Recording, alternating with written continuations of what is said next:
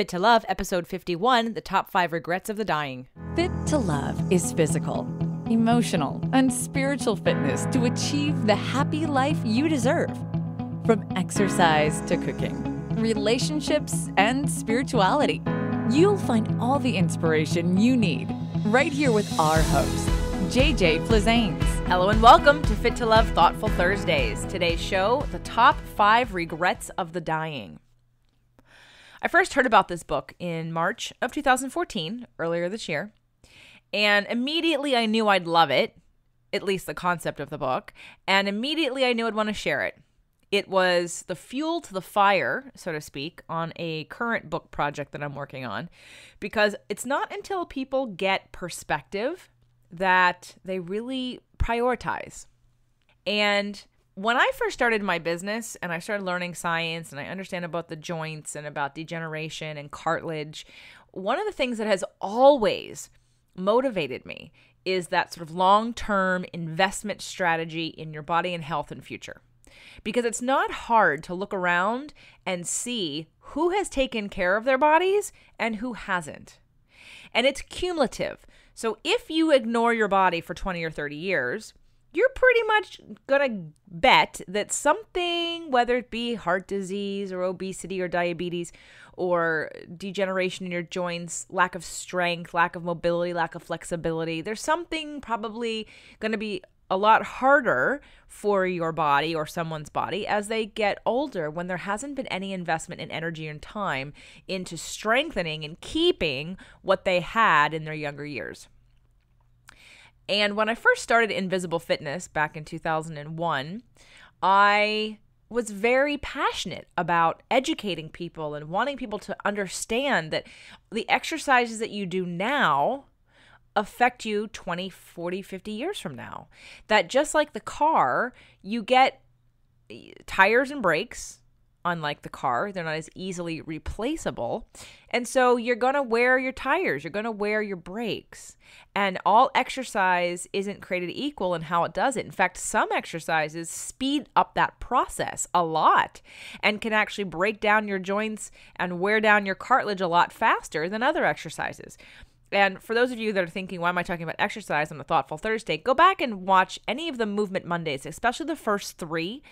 And they're all entitled The 3 Worst Exercises for Your Joints. Because when you get a clear picture of what's happening and you understand the science of aging and of degeneration, then you might be inspired to make different choices about what you're doing now. And I've seen it so many times, people that do exercise or whatever, their way they're eating or the way they're moving, and it's degenerating them and they're just not paying attention.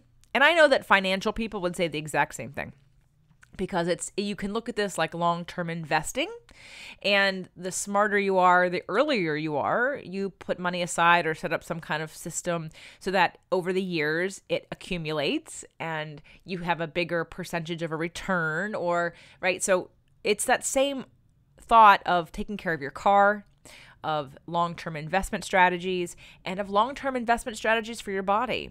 And when you have the foresight to kind of see that far down, and I know a lot of people that see it when it comes to money, but they don't pay any attention to it when it comes to their body. I see a lot of people that have it with their cars. My father, in particular, is impeccable with our stuff. He takes very good care of all of our stuff, or his stuff. And so it lasts a long time. It's a very smart and use of time, energy, and money, because you want to take care of it so that it lasts. But so many times people don't turn around and think, well, I have to do the same thing with my body. Now, I'm going to take this show and go past the body part, because it's not just about the physical aspects of the body, but also the emotional and mental aspects of your life, which affect your body and affect how you prioritize your body. And when I heard about this book, I was told the story that the woman who wrote it, her name is Bronnie Ware, and she wrote an article because she worked with the dying and for a number of years. And so she collected these stories and she figured out what those top 5 regrets were, and she wrote about it on her blog. And that blog post went viral and got passed around so many times that it then became a book. And it became a book that she published first, and then Hay House picked up. And while I haven't finished the whole book, to me, it's not even about reading the book. That's the important part. It's about the 5 top regrets of the dying. What is the bottom line? And when you know something like that, when you sort of can understand that concept, it may inspire you to make different choices now. It gives you perspective. When you're just in your little world and your little circumstances right now, and I'm not saying little to belittle or be condescending, but it's how big is your focus? How narrow is your perspective? What's the limiting beliefs that keep you stuck where you are and have you come up and say, well, I can't do that? Are you someone who succumbs to the limiting beliefs to keep yourself stuck because it's safe and comfortable and you don't have to change? Or can you envision being someone who says, well, what can I do? Because oftentimes the reason why there are regrets of the dying is because we kept ourselves stuck in a story, in a mindset, in an idea that wasn't even true. It's just what we chose to believe at the time. And I've always lived with the understanding that there are a certain number of days that I'm going to be alive in this form, in this body, in this lifetime. And while I don't really believe in death, I don't think there's any finality to life. I think that we end each life in our current physical body, but then we reemerge later on. We go back into positive energy and reemerge later. I mean, we're matter and energy, and that can't be destroyed. And that our soul or our energy then decides to reincarnate into another form, whether it be a human or not. But so I don't believe in general about death, but let's just, for the sake of this conversation, say that we all can agree that we were born and that in this current physical state, we will, at one point, the physical body will stop working and our soul or energy source will leave this physical body. And then we'll just end it there. So that way, if you don't believe in reincarnation and you're Christian or Catholic and you just think this is the only life that we get, then we can just stay within that framework. And for those of you that are on maybe a more similar page to me, come over to Freedom Friday. We have a conversation about that every week. So I want to go over the top 5 regrets of the dying with you. And we're going to start with number 1. Number 1, I wish I'd had the courage to live a life true to myself, not the life others expected of me. I want to repeat that because this is audio and not visual, and you can't read it, so I'm going to repeat it. Regret number 1. I wish I'd had the courage to live a life true to myself, not the life others expected of me. Just want to sit with that for a second. A lot of our modeling from our parents and the belief systems that were given to you and modeled for you affect your storytelling and affect how you see the world and how you see yourself. And maybe it's an activity that is a writing exercise or a what if exercise, or maybe it's something that you visualize, or maybe you go to a funeral. Maybe you've been to a funeral and you've had your life flash in front of you. Or maybe you disconnect from funerals because they're too hard. But maybe for the sake of this podcast show that you've clicked on or that you've downloaded because you're a subscriber, thank you. How would you live your life differently if you lived by your rules, if you lived by what made you happy, if you lived by what you wanted and not what everyone else wanted? I've met so many people in my life that are living lives in rebellion to what everybody else wanted. Not necessarily to what they wanted, just in complete rebellion to what other people wanted. And my very first friend who that was very, very clear was when I moved to California. And I remember thinking to myself, that's really sad. Now, I don't mean that as a judgment, but just because you're missing out on, well, what it is that you want. And that every waking moment is about how to rebel against my parents. And I was very saddened by that because it disconnects you from your joy. If you're focused on making somebody else irritated or angry or getting back at them, then you're stuck in anger. And you can't feel joy when you're stuck in anger. So regret number 1, having the courage to live a life true to you. What does that mean? Do you know what that means? Have you ever thought about that? If you have thought about that and you are living a life that is true to you, not the life that others expected of you, then congratulations on having that courage. And if you're someone who's getting really triggered right now because I'm having this conversation and you're feeling icky and stuck and you want to throw something, this is a call to action. That trigger means there's something deep inside of you that you might want to look at and explore and heal and listen to before it's too late, no matter what your belief is on life or death. So I know I don't believe in regrets because I think everything is a lesson, and I choose to look at it that way. I think it's a healthier way to look at it. I think it serves me very well. I think I'm a happier person. In fact, I just got done living my life the way I wanted to over the weekend, where I literally, for the first time in a long time, did nothing.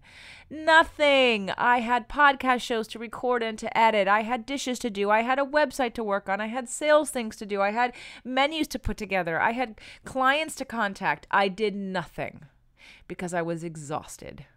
I did a show a couple weeks ago on energy management, and I only touched upon the physical things of energy management, but I will be doing one in the future about emotional and mental management.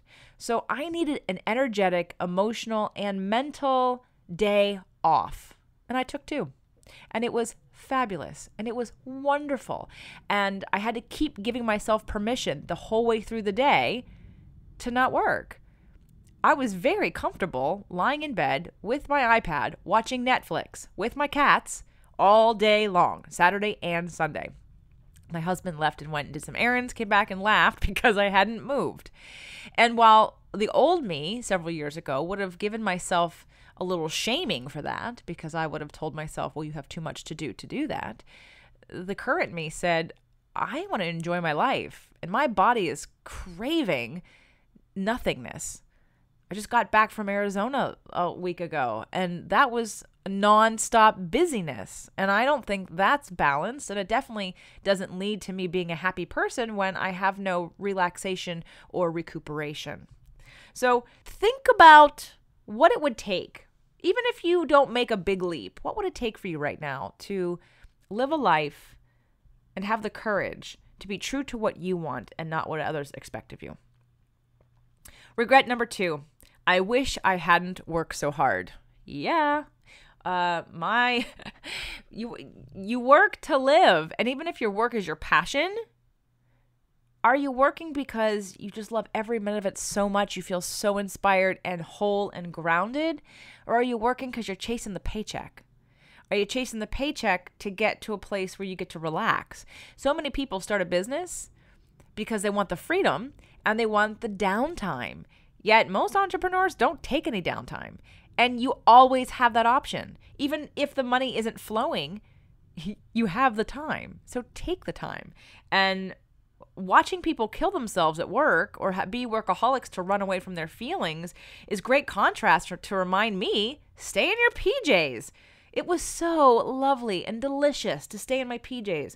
Yes, I wish I hadn't worked so hard. Well, I am working as hard as I feel like, or as hard as I need to when I choose to.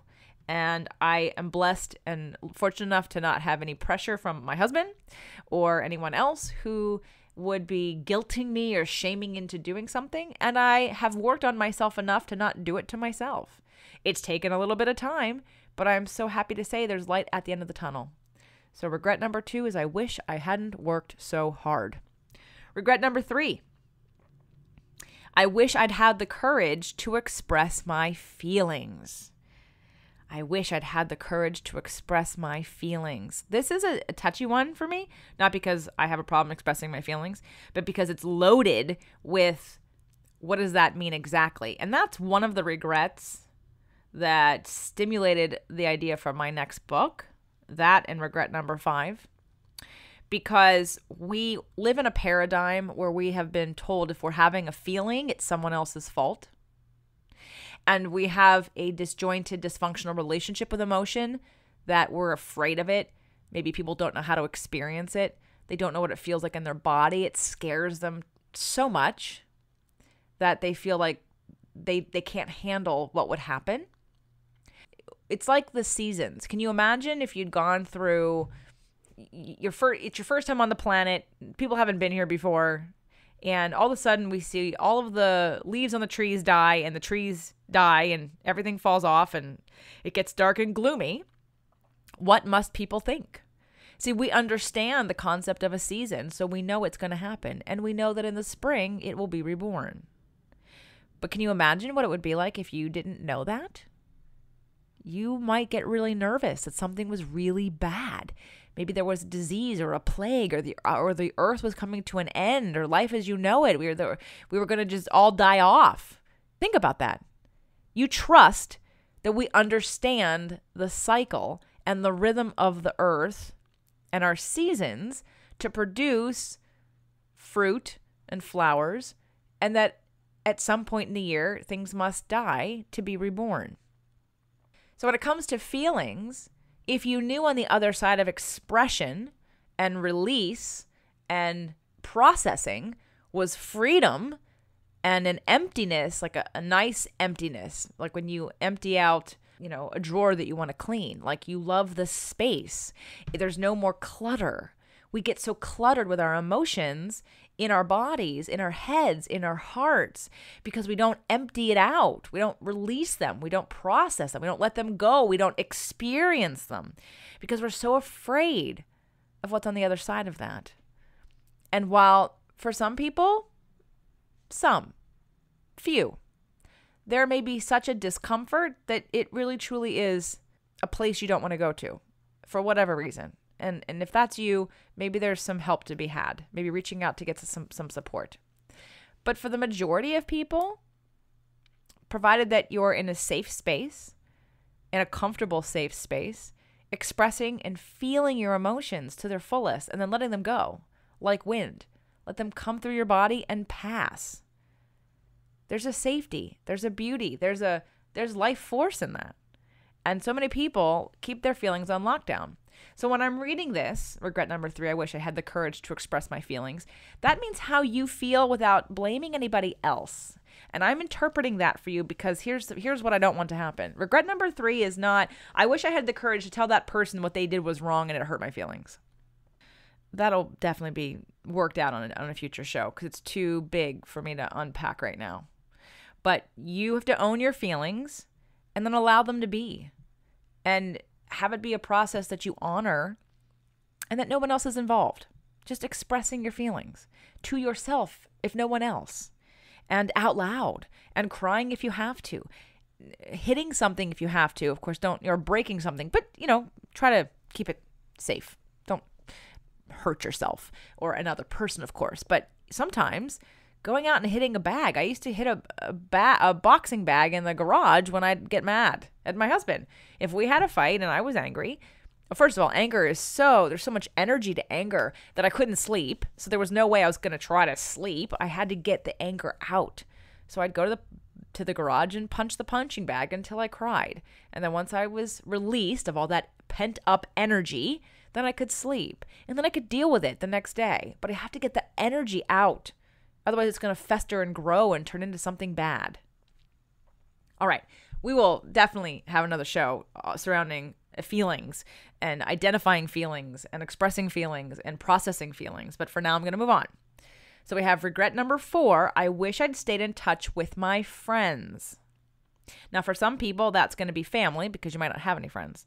And I believe at one point in time that was family. And I believe she edited that out to be friends.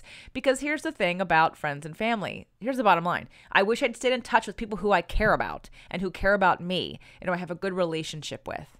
Because if you've got family that doesn't love or respect you or has alienated you in some way and being around them doesn't serve you, then there's no need to guilt or shame yourself into having to spend time with people like that.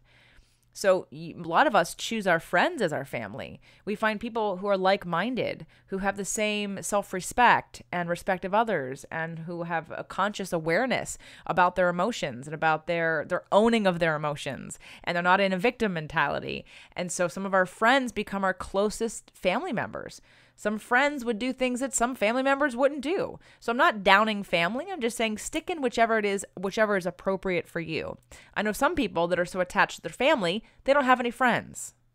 So for them, nurturing their family relationships is really important because if you expect someone to take care of you and you haven't nurtured the family and that's who you expect to take care of you or show up for you, then you'll be disappointed when they don't, because you haven't nurtured that relationship. and you haven't given that relationship any time. So regret number 4, I wish I'd stayed in touch with my friends, my loved ones, making time for them. We covered the 5 love languages in a Sexy Saturday episode. So if that's new information for you, we all have different love languages, but one of them is quality time. And I think as we age, and we may have more time on our hands because jobs have come and gone. Maybe there's retirement. Maybe kids are out of the house. Maybe we're less active, so we have less contact with people. And so what becomes apparent is that we have more time on our hands, and we wish we would have enjoyed that time when we're more mobile and energetic with the people who we love. And I know that's a huge one for me. My love language is quality time with friends and family. So I appreciate that one immensely. So think about the people who you'd like to get in touch with. I've got a client who she's going to retire very soon, and we made a list that she would take a trip every month, a weekend trip to visit another friend, because she wants to make sure she has, while she's healthy and vibrant, she wants to spend time with her friends. We have one more regret, but before we do that, I need to take a moment to thank our sponsors. If you are like most people who struggle with overeating, you may feel powerless over your habits and urges to eat. Powerless over what and how much you eat. Break the vicious cycle of emotional eating and take back your power over food with Dr. Lisa Gelper. Dr. Lisa Gelper has helped thousands discover their own power over food and help them to win freedom from the obsession and defeat that haunt yo-yo dieters, emotional eaters, and those who just hope to lose some weight. Visit her site at poweroverfood.com to read her articles, watch her videos, sign up for her monthly email tips, and check out her current classes. Again, that's poweroverfood.com. Do you want to look and feel years younger? Learn more about your hormone health and how to get properly tested. Sign up for the Healthy Hormone Kit at nourishingwellness.com. It features the essential tests you need to tell your doctor to order for you to learn more about your current levels. Plus, you'll receive lots of healthy eating and lifestyle tips to improve your hormone health naturally. Again, that's www.nourishingwellness.com. Regret number 5, and it's the biggest one. It's the most important one in my opinion. It's I wish I had let myself be happier. And I've realized more and more, the more I do work on myself and the more I learn and the more I share and the more I teach and the more I inquire and learn and read, is that people don't know how to be happy. People just think happiness is a state that happens to you and it's not something you cultivate or take charge of. Or people think that happiness is about having a partner or money or a certain environment. And happiness can be cultivated. So I wish I would have been happier. I wish I had let myself be happier. That's an activity, that's a choice, especially the way that she phrases that. I wish I had let myself be happier. If you're interested in that 5th regret and in learning more about the book project that I'm working on, I'd love to hear from you. You can send me an email, info@invisiblefitness.com. You can write on the website. I'd love to hear from you. It's fittolove.tv. And come on over and share your thoughts and feelings about this. Hopefully, especially if any of it inspired you to do something different. I'd love to hear that some of this lit a fire under your butt to do something you've been wanting to do. Because the freedom in feeling that relief, feeling that passion, that exhilaration, that's life. Why are we squandering that? There's too many shoulds and have tos, and I can't right now. And yes, and maybe timing is an issue because there's too many other priorities going on.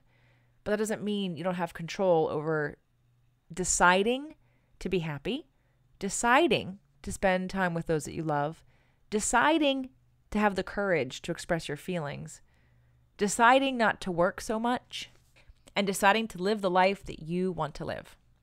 That's what the show's about, and I'm here to support every aspect of that with some inspiration and education and anything else I can help you with. So thank you so much for tuning in to the Fit to Love podcast show. I'm JJ Flazanes, and I'll be back. Get the hottest tips and latest trends for your business success with today's Innovative Woman magazine, a free print and online digital magazine. Claim your free subscription and get it mailed to your home or office today at today'sinnovativewoman.com. Is your website working for you? If it's not, Every Angle Media can help transform your existing business presence and build you a website that works when you're not working. Visit us online at everyanglemedia.com. The Fit to Love podcast show offers you 6 days a week of helpful content to achieve the happy life you deserve. Movement Mondays and Tasty Tuesdays are weekly videocasts, while Wellness Wednesdays, Thoughtful Thursdays, Freedom Fridays, and Sexy Saturdays are audio-only shows themed every week to address your holistic life and needs. If the show inspired you, we would love for you to share it and subscribe. Thank you so much for joining us today. Head on over to fittolove.tv for recaps of every show, resources, and to join the community. That's FIT, the number 2, LOVE.TV. Have a fit and fabulous day.